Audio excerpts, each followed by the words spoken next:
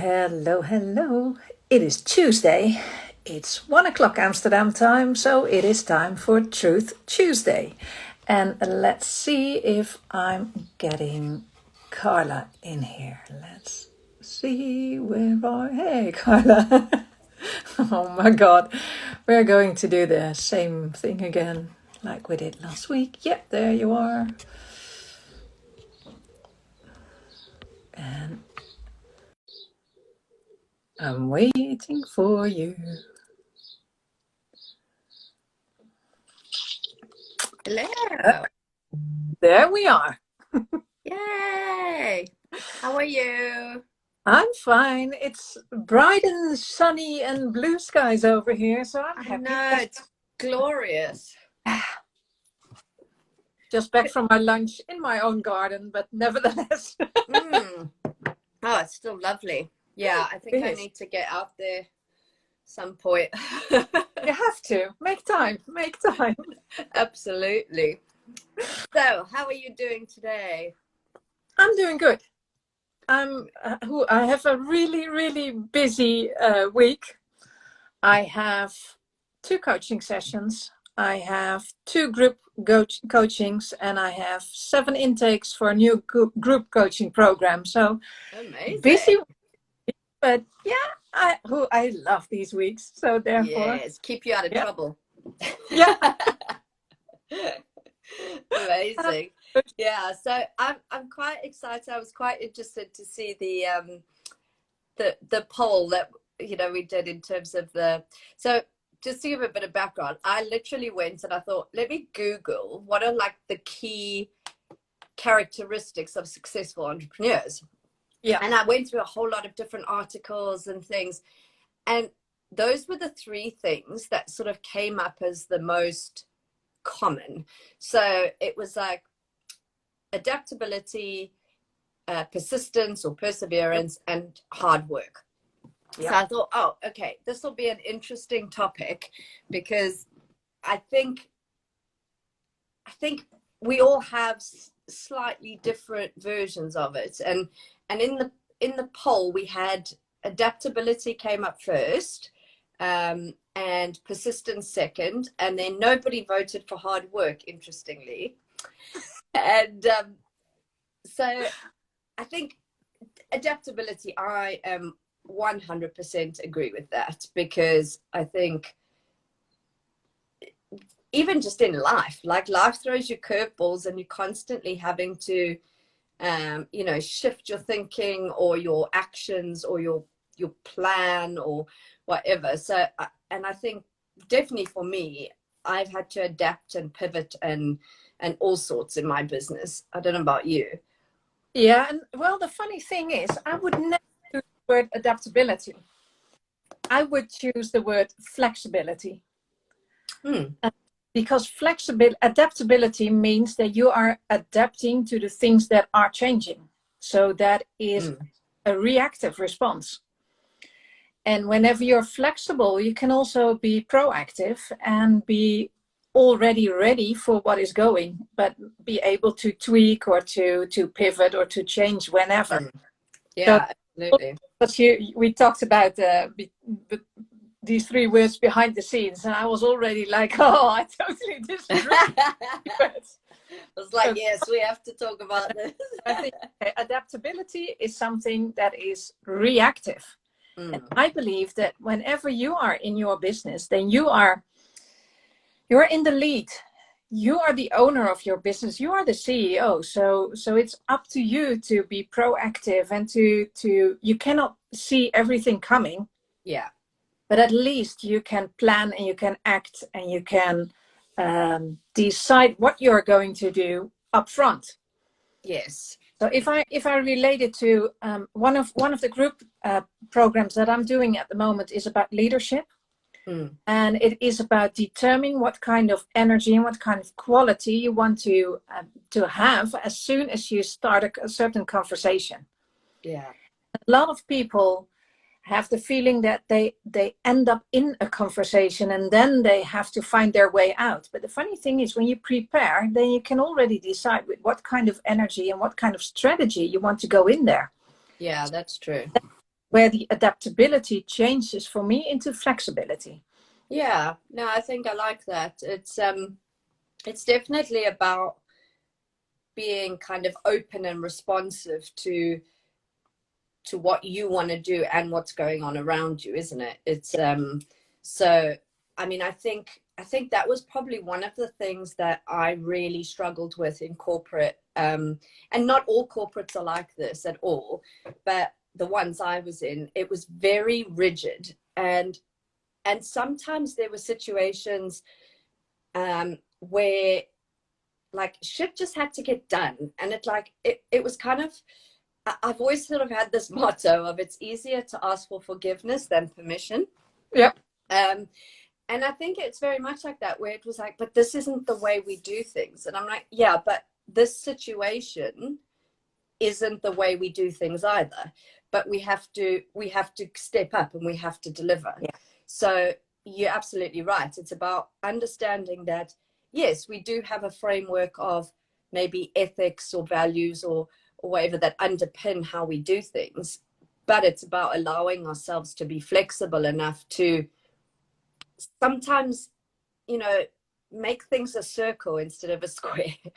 Yeah. So we forgot to mention as well, unfortunately Nell isn't able to join us because she is visiting family who she hasn't seen, well, her family which she hasn't seen in, well, ages. I don't know, almost a year, because of lockdown. So we'll let her off the hook this week. Yeah, she's free to go. Yeah. And persistence, and because persistence and hard work, these two qualities are pretty much alike, at least in my belief. What is your idea of the qualities of persistence and hard work in order to be able to be or to run a business? Yeah, so I think for me, I think the essence of what those words mean, I agree with, but I think then there's better words that could be used, because I think, especially, let's just start with the like hard work one. So I definitely don't believe that you have to, I think the old thinking of the harder you work, the more you'll get out of it is gone. It's out the window. And it's about working smarter now. Yeah. But I also think that there's a lot of talk out there about, having this aligned business and all this amazingness of business and stuff. But if you actually look at these successful entrepreneurs behind the scenes, they've worked their butts off. They have worked really hard.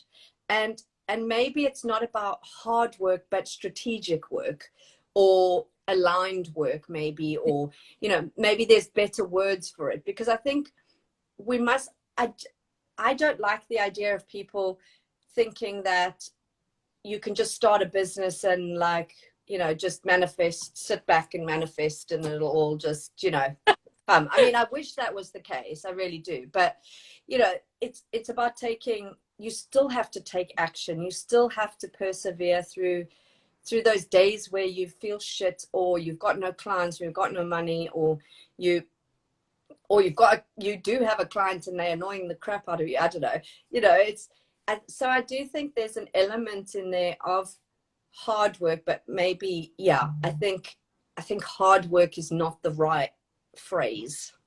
Yeah, and just looking back at the clients that annoy the crap out of you, that's a brilliant way of manifesting.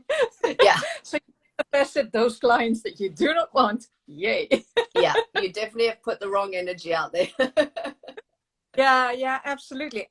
I believe that it's way more a balanced thing. So if you have read my posts this week, it's all about balance and about energy. So yesterday I talked about the business seasons. Today I talked about the menstrual cycle that will always influence you and your business. So I believe there's way more the balance between the masculine and the feminine energy, because the masculine energy, and that's also funny, the adaptability, the persistence, the hard work are all elements of the masculine energy. It is pushing forward, it's result driven, it wants to be there. And on the other hand, you have to have the part that is open, that is receiving, that is reflecting, that is taking energy back, and having time for yourself as well. Yeah. So And I think it's actually, it's so true what you say, because it's also about, like, I actually was filming a video earlier, and I'm talking about like how we, especially as women, I think we feel that if we're doing something fun in our business, that's not productive, or yeah, that's not business. Like, I'm not working hard because I'm actually having fun doing this. And I think that's such an archaic way of thinking, you know, that like you can be working hard but doing something that's fun. Do you know what I mean? Like an Olympic athlete is working really hard at their training to get to where they want to be, but they love it, you know. And I true. think, yeah, I think like you say, it's about, and I think that's really important as well, is understanding that we don't have to fit into this mold of what does a traditional business look like, or a traditional entrepreneur look like. We can look to people who inspire us, but I mean, you know, I know spiritual coaches who do everything against the book, but who are doing really well. So yeah. Yeah, and the funny thing is, there is a reason why you decided to start your own business. Mm-hmm. And if that means that now in your own business you want to escape the 60 hours work life from corporate, and now in your business you're working 80, or you never get away from social media, or you have to be in your So business all the true. time, otherwise you have the feeling that things are lost, then there is a huge challenge. And I believe that there is the moment where you have to change and to decide, maybe even sit back and reflect upon, okay, what are my boundaries, and what are the things that I really, really, really want to do, and what between what areas am I going to move. You can Yeah. already saying, okay, how many days in a week do you want to work, and how many hours per day, Yeah. and really blocking your lunchtime, for instance, or is there an end to every day at a certain time where you really will close your laptop, and that's about it. So Yeah. I believe it's way more about finding the balance, finding the flow, finding the way that definitely meets your needs, Mm. instead of you only meeting the needs of somebody else, and whether that's your client or or your boss, whoever. Yeah. And actually, it's interesting because thinking about that now, you know, it's just occurred to me that even in some of my corporate roles, I think, especially when I was in sales, which is obviously allows you to be a little bit more flexible. Mm-hmm. But I think I still would go into a client meeting or approach my clients in a way that really felt aligned for me. And also I was very strict on, like, I don't answer emails on the weekend. I don't answer emails at night, because I could see my colleagues who were literally all hours like answering emails. And then once you've set that precedent, you can't come back from that.